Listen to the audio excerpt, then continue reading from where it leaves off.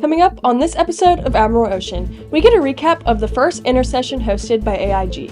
We'll see how a community partner is helping add to a CTE classroom.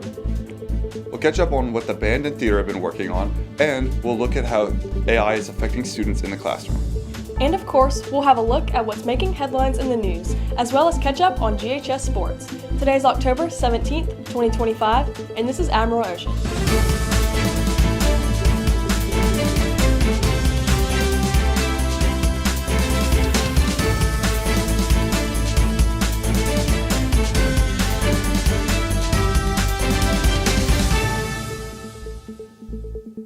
Good morning, Gulfport High. I'm Johnny Blake. And I'm Julie McHugh. This is episode 6 of season 7 of Admiral Ocean. Thanks for joining us. On Saturday, October 11th, the Gulfport Admiral Band hosted its annual band competition at Milner Stadium. Bands from across the region came together to showcase their halftime shows in an exciting day of music and marching. During the day, bands participated in the Region 5 marching evaluation, where the Gulfport Admiral Band earned an all-superior rating, continuing its remarkable streak of all-superior scores since 1981. That evening, coast bands took the field once again for the Battle on the Beach competition. Since Gulfport is the host, the Admiral Band did not compete. The Gulfport Admiral Band show, titled I Want My MTV, takes audiences back to the golden age of music television with hit songs from icons like Michael Jackson, Cyndi Lauper, Sting, Prince, and much more. The Gulfport Admiral Band is bringing a full dose of 80s flair and high-energy performance to the field this season. With marching band season coming to an end, a new fine arts class is taking the stage. Miss Kidd's Advanced Theater class is getting ready for their competition show, Journey to the World's Edge. The Advanced Theater class is hard at work making this show the best it can be. It's an Irish folk tale about a young girl named Bridget who has a deformed foot. She has a club's foot, and she's kind of been sheltered her whole life, so when she finally goes out to explore the town and she's ridiculed, she doesn't understand why.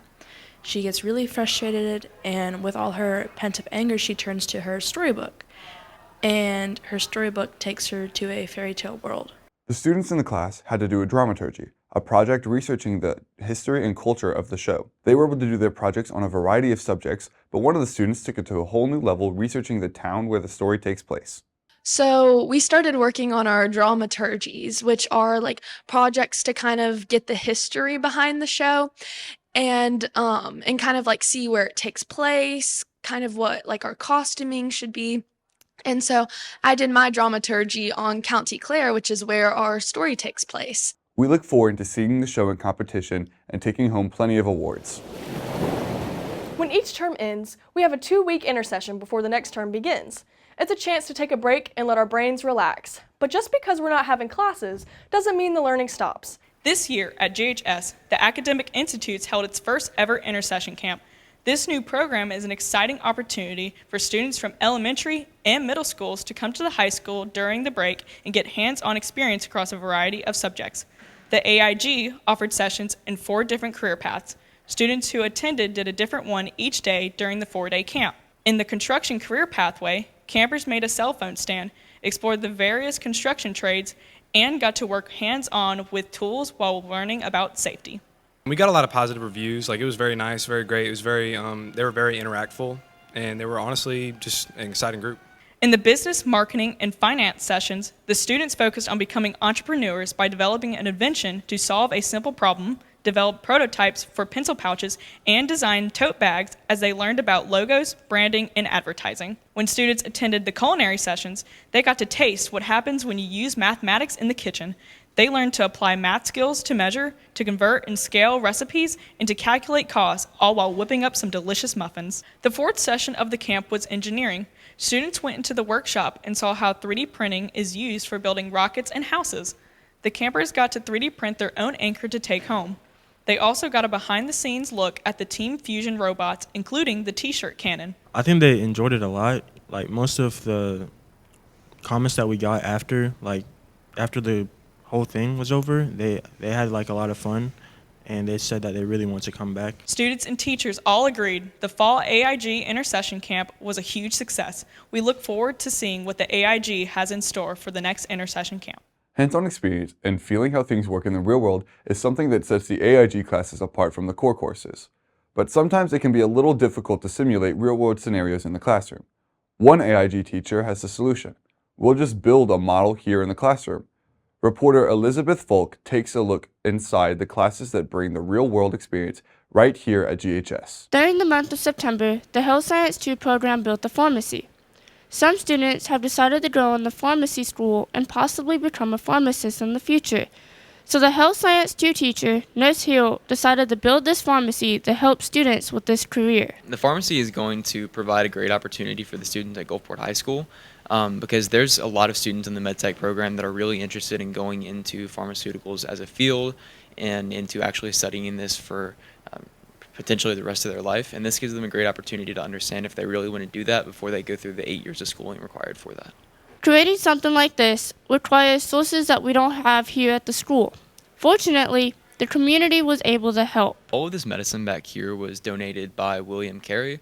Whenever they came in to give a presentation to the students and to tour, they came in and they saw that we were building this part of the pharmacy, the whole stage part, and they offered to donate expired medication to make it look more realistic and to give students a more holistic experience. While CTE programs allow hands-on experiences, they don't allow them to work in a real pharmacy. So they built this one to give them a good and real experience of working at an actual pharmacy.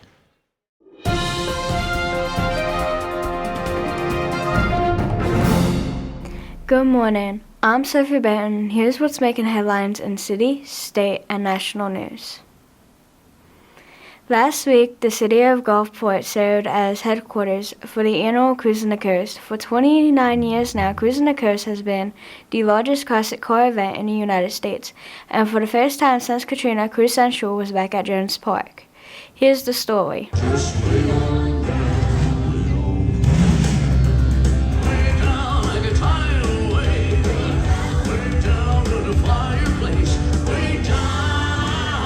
This year's Cruising the Coast was a major hit and shows no sign of slowing down. As the 29th year of being the ultimate classic car showcase, this year 10,334 classic cars were registered and shown around the coast. That's an all-new time record for the event. There were cars from all over the United States as well as cars that were brought here from Canada, Australia, England, and Germany. Not only is it popular, Cruiser has been voted as the best car event in the United States for the 6th consecutive year. Cruising the Coast started off with 374 vehicles in 1996, and the car event only continues to grow. Next year marks the 30th anniversary of Cruising the Coast. So far, there are already 1,056 vehicles registered for 2026, which means the 30th annual cruising may just set another record. In state news, the Mississippi Department of Revenue has been receiving a large number of calls from citizens saying they received a text message from the department demanding payment for outstanding toll charges, fines, and unpaid traffic tickets.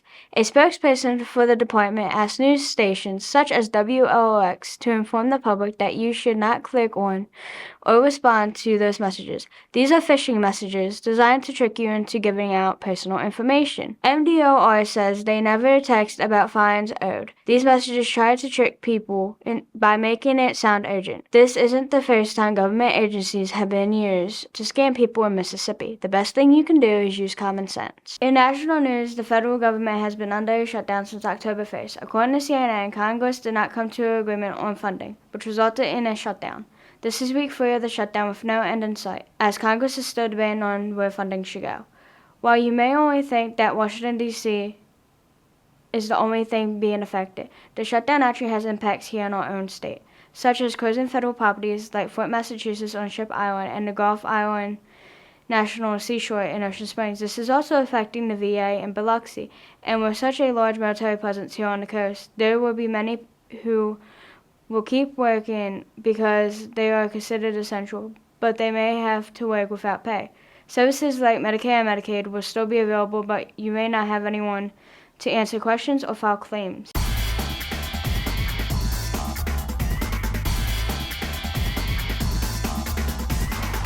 Good morning, Gulfport High. I'm Nate Cohen with your update on AMO Swim and AMO Football with their game against St. Martin. First, let's take a look at the swim team. The boys team were runner-ups at the South State competition on October 4th. State qualifiers are boys in the 200 individual medley relay. Junior David Destranis qualified in the 50 freestyle and the 100 freestyle.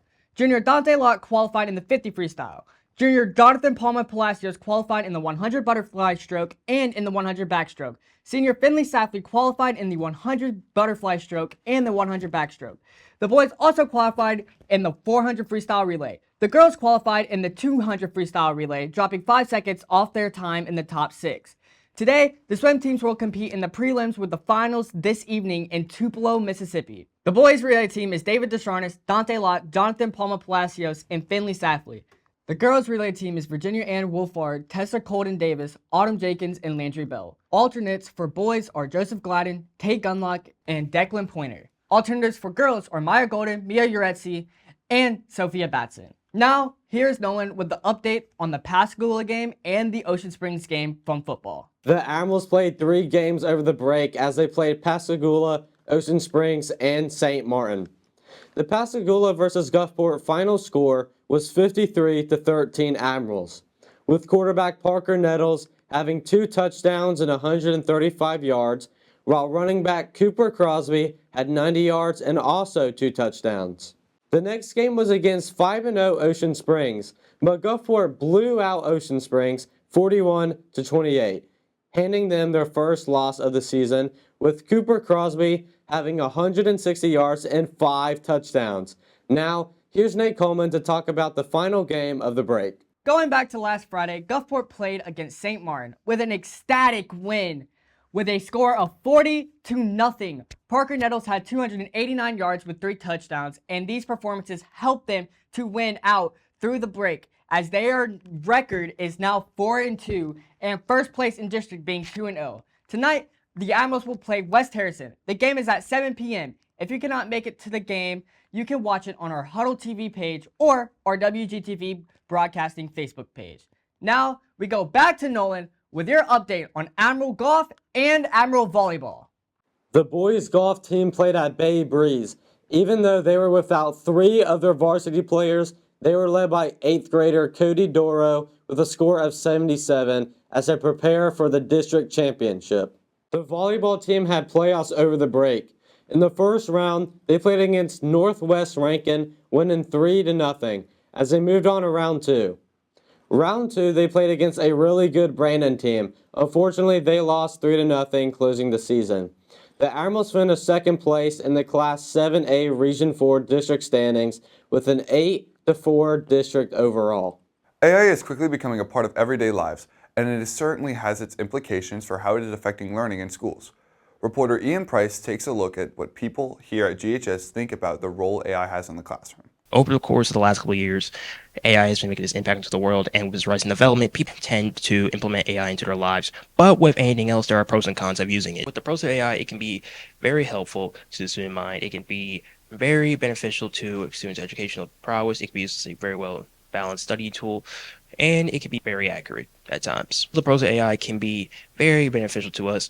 There are cons that can make it very daring, such as the cons of not feeling organic, being used on so many environmental resources that can lead to environmental damage. With the rise of AI, students from all over the world have been implementing AI into their lives, and it has resulted in either helping them or the complete opposite. Students have to learn to adapt to AI, but it's not just students who have to learn to adapt, along with teachers. We have gone around the school asking teachers their personal opinions about AI and how much of an impact it has on students. I think AI can be used as a valuable resource to help enhance student learning. It's important that they don't fall into the trap of allowing AI to be the primary source and complete the assignments for them. But I've seen kids that were able to take an ordinary assignment or some moderate work and be able to turn it into something that's really special by using AI. So I think that they just need to continue to work as hard as they can, but use AI as a supplemental tool. I think AI has the chance to be a real help for students, but I think it's going to come down to 2 groups. One group is going to use it to do the work for them, and one group is going to use it to help them research, and it's going to be very beneficial to one group, and it's going to have a negative effect for the others.